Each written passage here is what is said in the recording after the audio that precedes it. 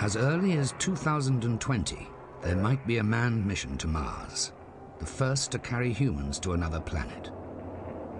Traveling to Mars will be a huge risk.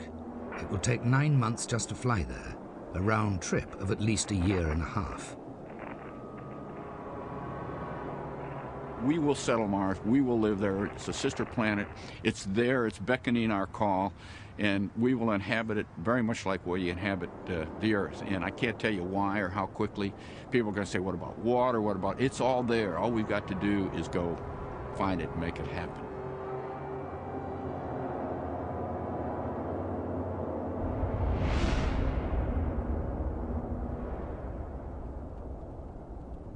Carolyn Porco is a planetary scientist whose professional career has coincided with the modern era of planetary exploration. She's devoted her life to the giant outer planets that lie beyond Mars. No matter how you cut it, the vast majority of our solar system exists out beyond the orbits of the asteroids. Inside, you have 4 measly little terrestrial planets: Mercury, Venus, Earth, and Mars. And while they're very important to us, especially the third one, most of the solar system is way beyond us. In 1977, 2 identical Voyager spacecraft were launched to Jupiter on a path that would then catapult them onto Saturn. It was a now or never opportunity that took advantage of an alignment of the outer planets that only happens once every 176 years. Voyager 1 was spun out of the plane of the solar system, but Voyager 2 was flung on towards Uranus and Neptune. Voyager 2 sailed past Uranus at 40,000 miles per hour. It made its final rendezvous with Neptune after traveling over 4 billion miles.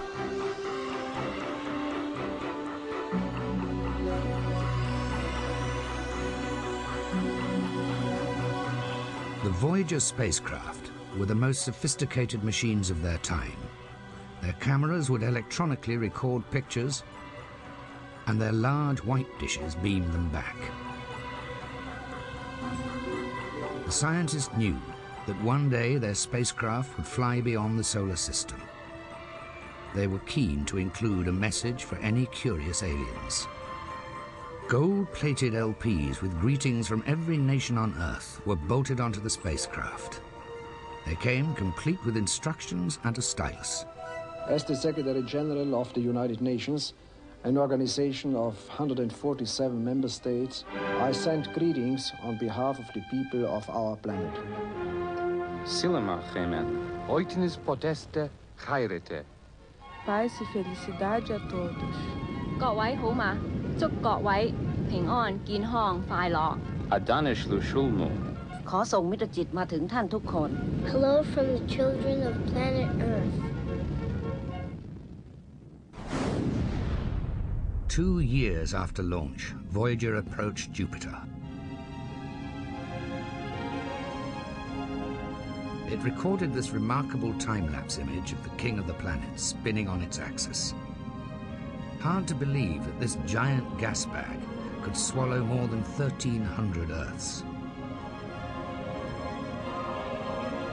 Jupiter's 4 largest moons, Ganymede, Callisto,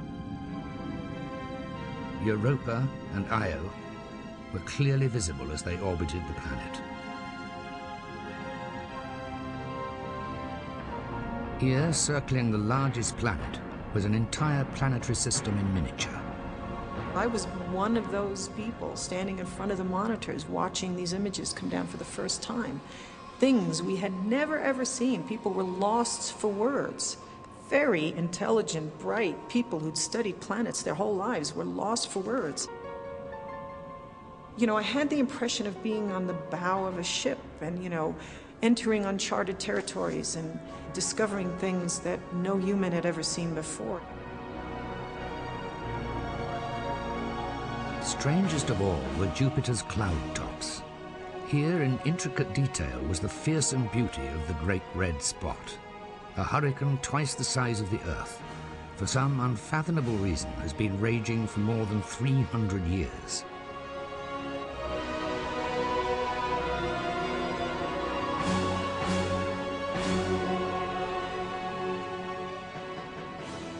Jupiter spins so fast that with a day less than 10 hours long, its clouds are drawn into streaks around the planet.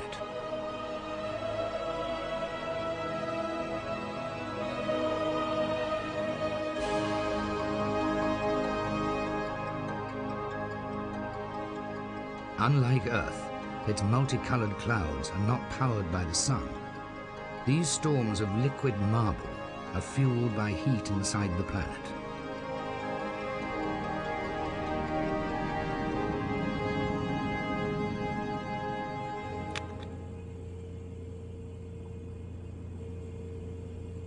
A childhood fascination with the king of the planets set amateur astronomer David Levy on a path that would help him discover a comet and predict Jupiter's most dangerous moment. Well, I've been fascinated with Jupiter since the summer of 1960. That summer, I had my first telescope, and with my parents, I went outside, set it up, and looked up at the sky and saw the brightest star in the whole sky. It had 4 little moons and little bands across it, and I said, "Hey, that's Jupiter." It's the first thing I ever looked at through a telescope. And I think if that particular night, if my dad had said, "You know, in 35 years from now, a comet with your name on it is going to go smashing into that planet," I would have been pretty surprised. In 1993, David Levy helped discover an icy juggernaut that had roamed the back streets of the solar system for over 4 billion years. But Comet Shoemaker-Levy No. 9 hadn't reckoned on the mighty gravitational power of Jupiter.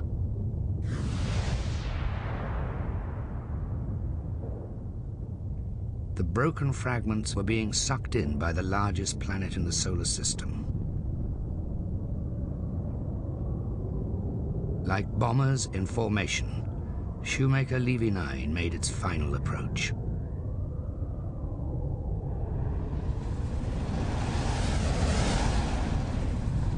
The fragments plummeted down through the endless atmosphere.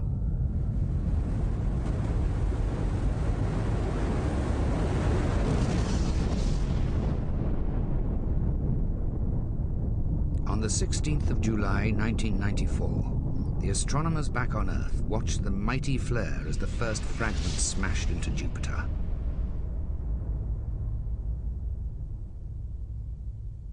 The titanic collisions left a series of massive scars across the planet.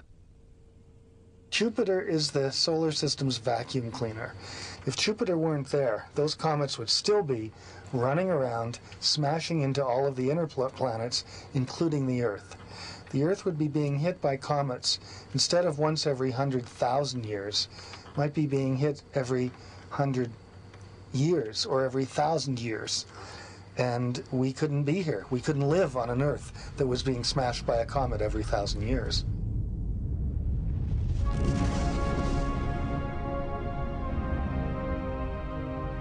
But it was Jupiter's moons that held the greatest surprise.